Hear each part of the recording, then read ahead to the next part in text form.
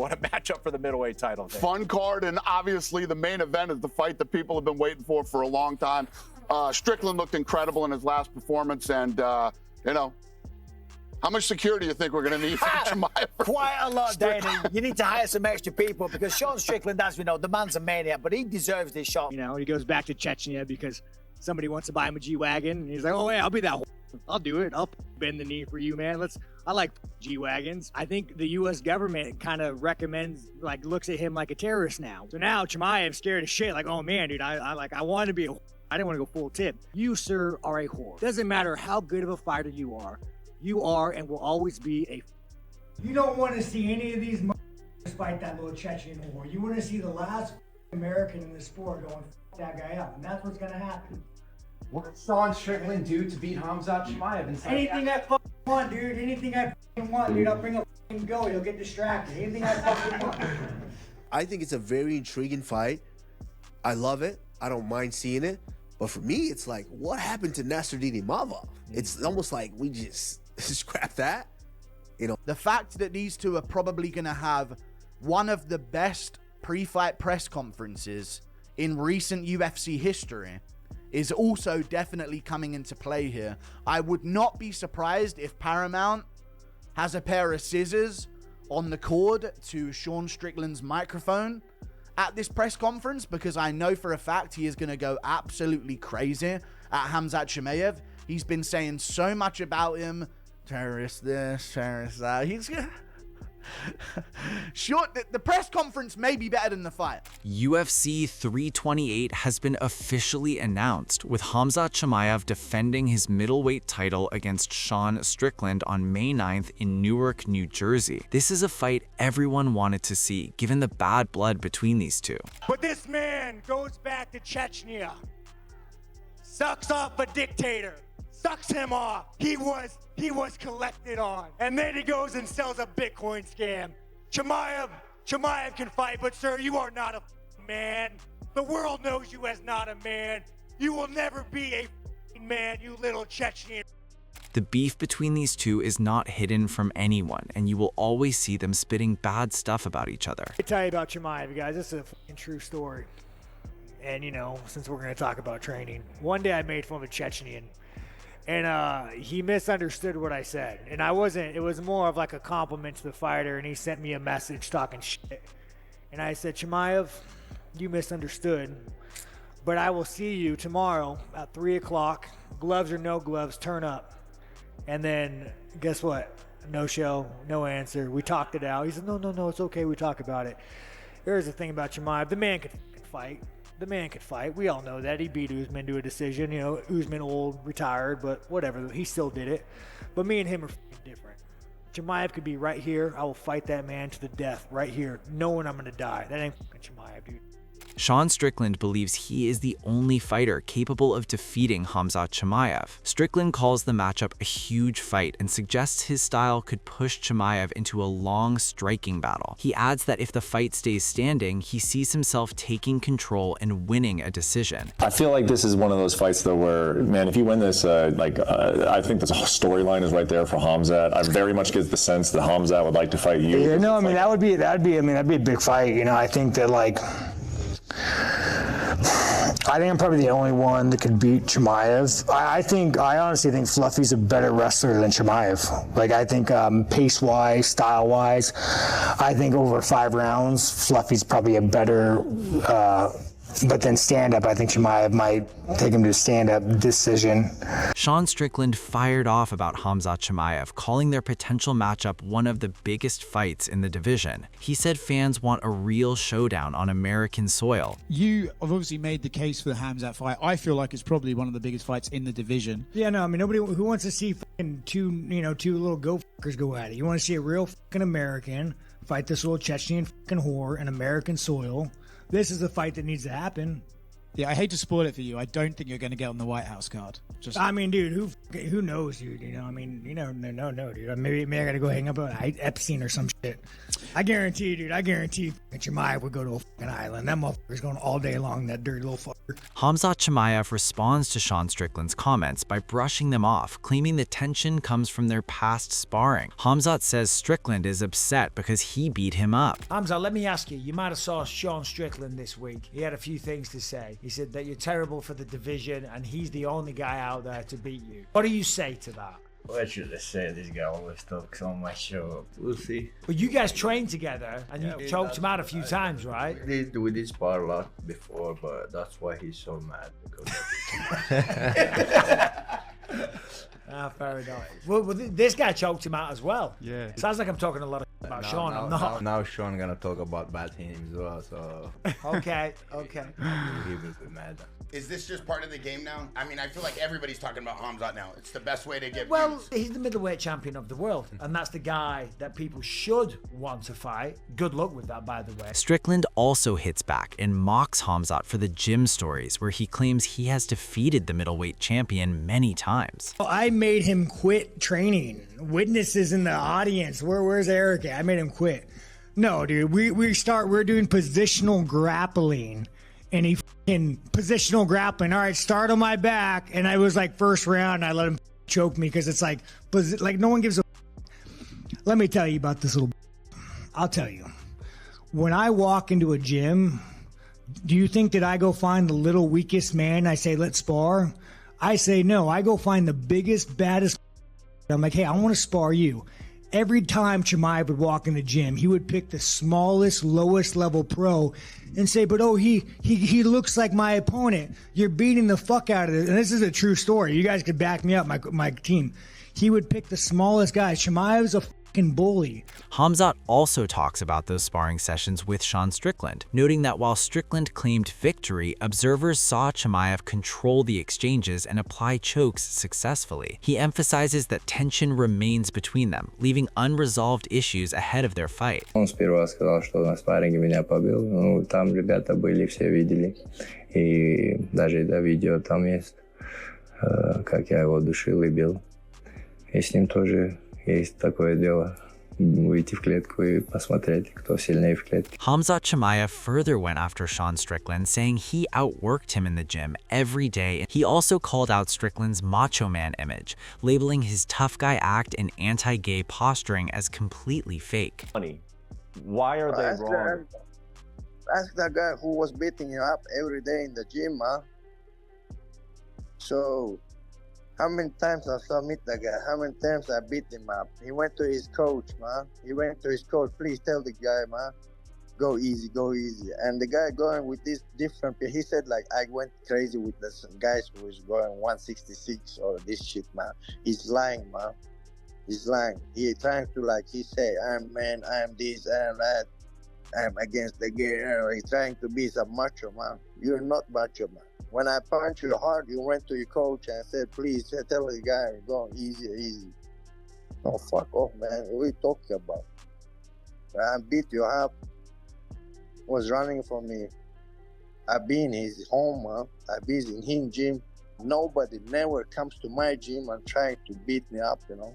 Michael Bisping reacts to the announcement and admits that Sean Strickland deserves a title shot, praising his dominant win over Anthony Hernandez and his strong mic presence. Bisping notes a fight against Khamzat Chimaev is daunting, calling him a 15-0 force of nature, but emphasizes Strickland has controlled most opponents. Khamzat Chimaev taking on for the middleweight title, Sean Strickland. That is correct. Sean needs no nickname. He gets called lots of names by a lot of people because he's a controversial guy.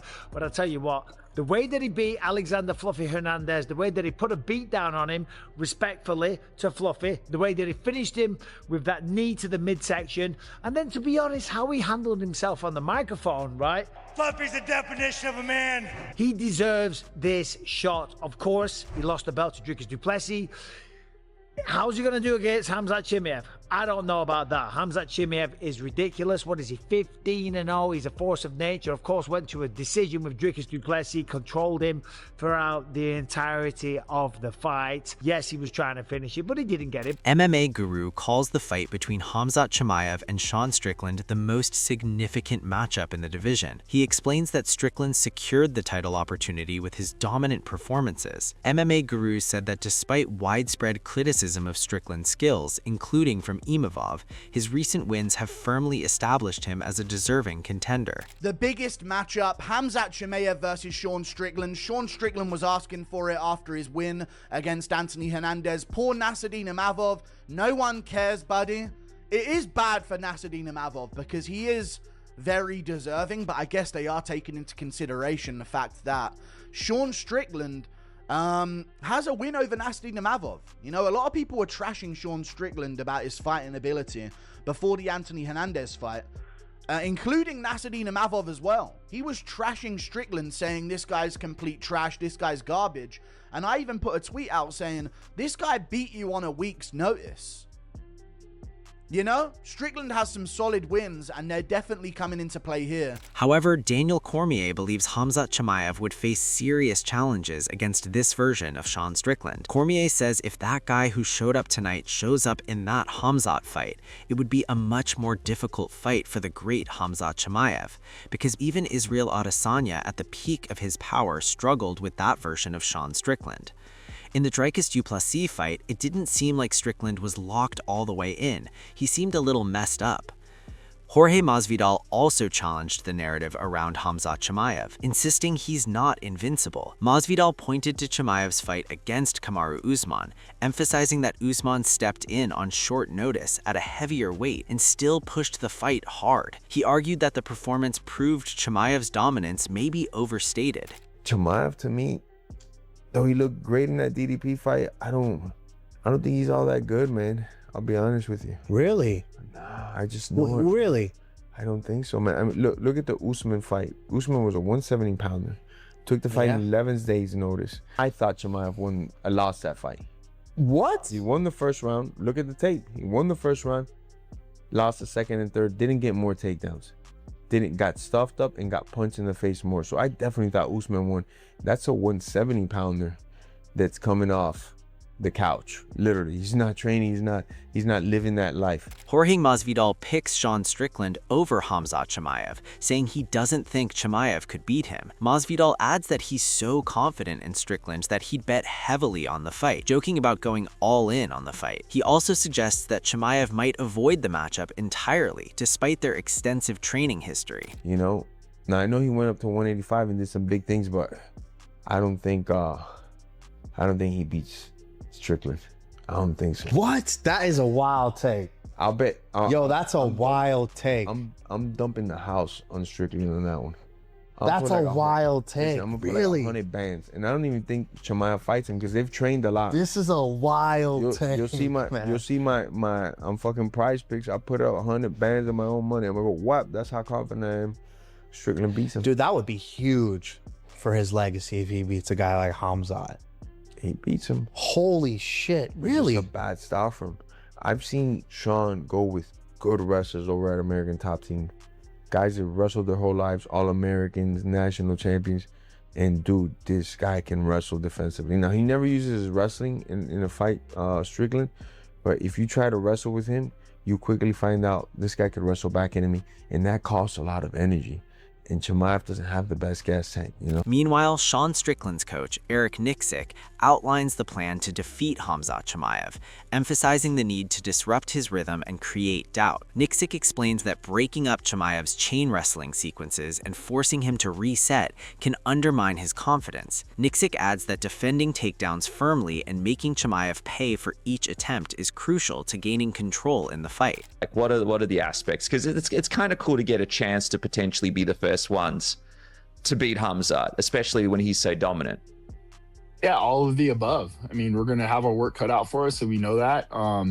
But you know, really, like if we can shut some of that stuff down and make him doubt on any of these routes that he's on, especially when it comes to the ground game, he's very systematic. if we can disrupt some of those, the kind of the chain wrestling that he puts together, and make him restart and put some doubt in his mind, I think that's where we have to be successful. And not only that, is when you defend those takedowns, and if and when you defend them, making them pay for it, not, you know, telling them like, hey, if you're going to come in here, you're going to have to pay a price for that. So there's a lot of things I think that we can apply, and especially with our ideologies here at Xtreme Couture and the way that we do our practices, I think it would make for a great fight. Aiden Ross also insists that Sean Strickland would dominate Khamzat Chimaev if they ever fought. He is so confident in Strickland that he would wager $1,000 on him, encouraging his audience to send clips and hyping the potential matchup as a can't-miss showdown. So, I'm going to just tell you guys this right now. If Sean fights Khamzat,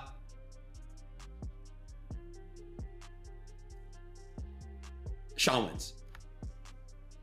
Let's see. What do you mean, GG's?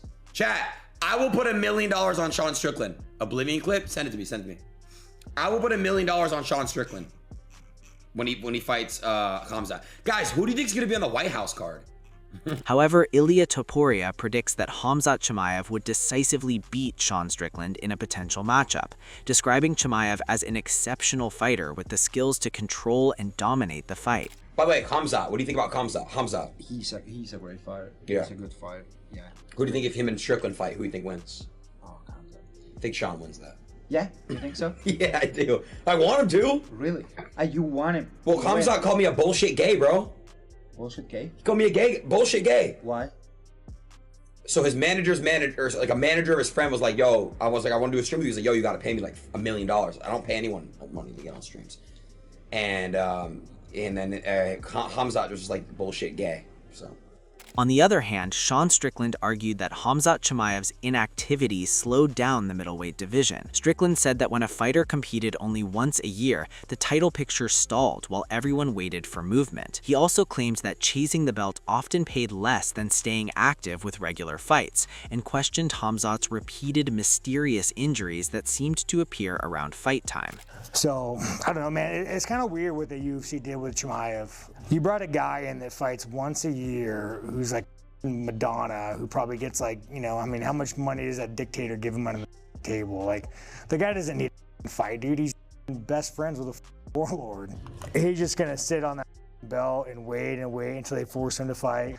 But yeah, now the middleweight division, man, like from a pure money perspective, you would make more money not fighting for the belt than you would fighting for the belt. Say Chimaev goes and fights Nasruddin in 6 months. Well, let's say Chimaev springs his pinky like he normally does. Now he takes another year off.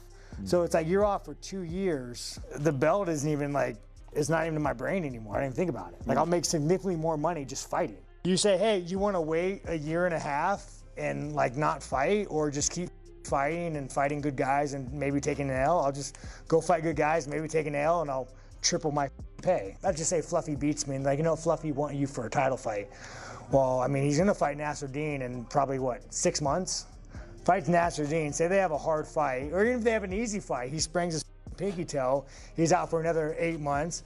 So like, Fluffy, you're not fighting for a year and a half if you want to wait for that. And I'm sure you would, but it's like, me personally, I don't give a give me my paycheck, I want to go fight.